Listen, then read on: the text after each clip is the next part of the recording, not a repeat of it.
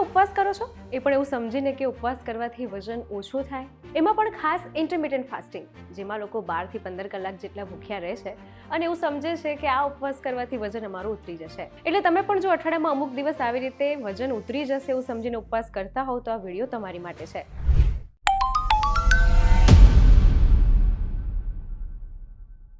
Hello, Janvi Pandya, fit and ફાઇનના આજના વિડીયોમાં જાણીશું કે શું ખરેખર ઉપવાસ કરવાથી વજન ઉતરે છે, અને જો તમારે વજન ઉતારવું છે તો ઉપવાસની કઈ એ ટેકનિક છે કે એ રીતે ઉપવાસ કરવાથી તમારું વજન ઉતરી શકે છે. આપણે ત્યાં ઉપવાસનું ખૂબ મહત્વ છે. એ ધાર્મિક રીતે હોય, આધ્યાત્મિક રીતે હોય કે પછી અઠવાડિયામાં એક દિવસ પેટને આરામ આપવા માટે ઉપવાસ કરીએ, આવું સમજીને આપણે ઉપવાસ કરતા હોઈએ છીએ. પરંતુ જો એવું સમજીએ છીએ કે આવું કરવાથી આપણું વજન ઉતરી જશે તો એ સમજવું સંપૂર્ણપણે યોગ્ય નથી. તો જો તમે ઉપવાસ કરો છો એ દરમિયાન શરીરમાં કયા કયા ફેરફાર થાય છે, ચાલો એ સમજીએ. સામાન્ય રીતે ઉપવાસ દરમિયાન આપણે જમવાના કલાકમાં ફેરફાર કરતા હોઈએ છીએ, જેમાં એક ટાઈમ જમવું અથવા માત્ર ફ્રૂટ, દૂધ, પાણી પર રહેવું. તો ઉપવાસ કરવાથી એકચ્યુઅલ આપણા શરીરમાં થાય છે શું?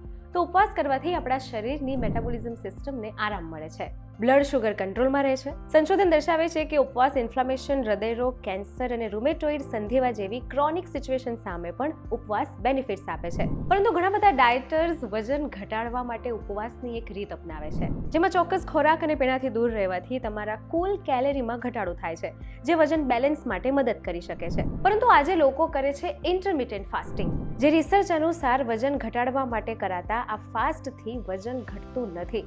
ડોક્ટર્સ કહે છે કે વજન બેલેન્સ માટે એક ઓપ્શન તરીકે યુઝ કરી શકાય, પણ આ પ્રકારના ફાસ્ટથી વજન ઘટે છે એ સમજવું રિસર્ચ પ્રમાણે યોગ્ય નથી. એટલે જો તમે પણ ઇન્ટરમિટન્ટ ફાસ્ટિંગ કરી રહ્યા છો તો આ સમજી લેજો, કારણ કે એ તમારા વજનને બેલેન્સ કરવા માટેનો એક ઓપ્શન બની શકે, પરંતુ એ ઉપવાસ કરવાથી તમારું વજન ઘટતું નથી.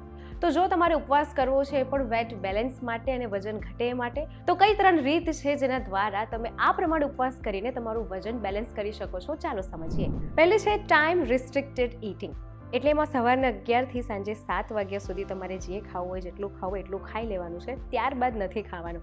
આનાથી શું થશે તો તમારો વેઇટ લોસ થવામાં હેલ્પફુલ થશે. આ સાથે ટીઆરઈ ઇન્સ્યુલિન માટે પણ ખૂબ સેન્સિટિવ છે. આ મેથડથી તમારો વેઇટ લોસ પણ થાય છે. આ સાથે ઇન્સ્યુલિન સેન્સિટિવિટી હોવાથી લોઅર બ્લડ પ્રેશર માટે પણ ઉપયોગી છે. સ્ટડીઝ એવું કહે છે કે ટીઆરઈ ઇફેક્ટિવ ત્યારે છે જ્યારે તમે પર્ટિક્યુલરલી ચોક્કસ એક્સરસાઇઝનો સમાવેશ પણ તમારા ટીઆરઈમાં કરો. ટીઆરઈ મેથડ તમારું વેઇટ લોસ કરવામાં અને મેટાબોલિક હેલ્થ માટે પણ ખૂબ જરૂરી છે. બીજી છે 5-2 ડાયટ મેથડ. એમાં 5 દિવસ રેગ્યુલર હેલ્ધી તમે જે ખાઓ છો એ ખાવાનું છે, અને બાકીના 2 દિવસ કેલેરી વાઇઝ 500 થી 600 કેલેરી બાકીના 2 દિવસ તમારે લેવાની છે. 5-2 મેથડથી પણ ઘણા બધા બેનિફિટ્સ છે, પરંતુ તમારી મેટાબોલિઝમ સિસ્ટમ, તમારી ઈટિંગ સ્ટાઇલ અકોર્ડિંગ આ કેલેરીઝનું ડિસ્ટ્રીબ્યુશન અલગ અલગ હોઈ શકે છે.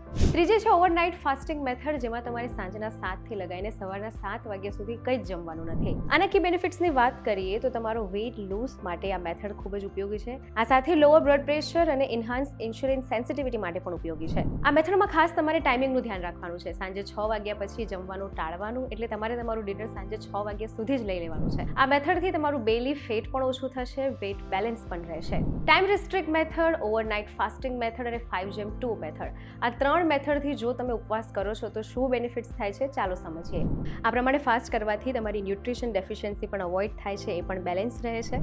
પણ તમારી સસ્ટેનેબિલિટી ખૂબ મહત્વની છે, કારણ કે ટાઈમ અકોર્ડિંગ સ્ટ્રિક્ટ પ્લાન છે એ પ્રમાણે જ તમારે જમવાનું છે, તો જ તમારું એની સામે ફેટ બર્ન થઈ શકે છે. તમારી લાઇફસ્ટાઇલ પ્રમાણે તમારે મેથડ સિલેક્ટ કરવાની છે, અને એ પ્રમાણે કન્સિસ્ટન્સી રાખીને આ મેથડ યુઝ કરવાની છે.